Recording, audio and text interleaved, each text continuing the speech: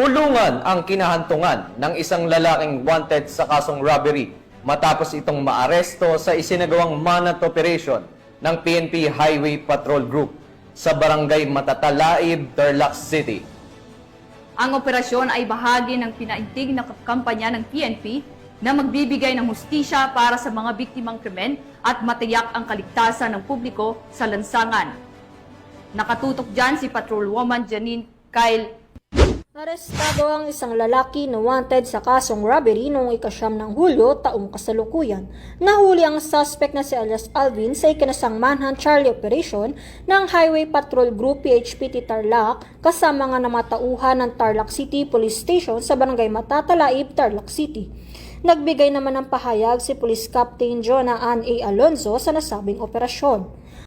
Ang pagkakaaresto sa suspect ay bunga ng isang manhunt Charlie operation ng ating operatiba na ikinasa ng PHPD Tarlac dito sa Barangay Matatalaib, Tarlac City.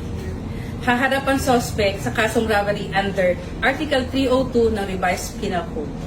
At sa bisa po ng warrant of arrest ay nahuli natin ang isang alias Alvin na nilagdaan ni Honorable Aideen Torres Peña, presiding judge ng RTC Branch 110 of Tarlac City. Nasa kustudiya ngayon ng PHPD Tarlac ang nasabing suspect.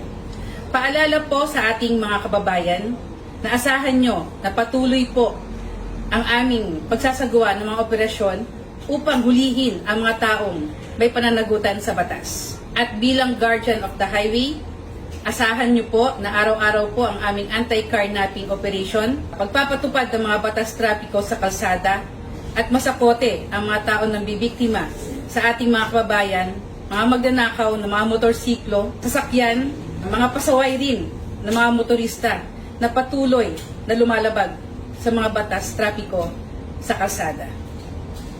Ang suspect ay binasahan ng kanyang karapatan sa salitang kanyang nauunawaan at kasalukuyan siyang nakapiit sa HPG Provincial Highway Patrol Team Tarlac Custodial Facility para sa dokumentasyon at tamang disposisyon habang inaantay ang pagharap niya sa korte.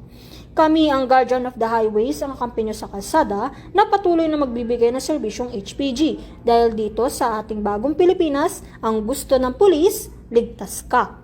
At para sa iba pang balitang dala na serbisyong HPG, tumutok lamang sa aming YouTube channel at Facebook page na Police News Network. Mula sa tanggapan ng kampanya sa kalsada, ako ang inyong PNN correspondent, Patrolwoman Janine Kyle Sorongon para sa Police News Network. Alagad ng batas, tagataguyod na balitang pulis.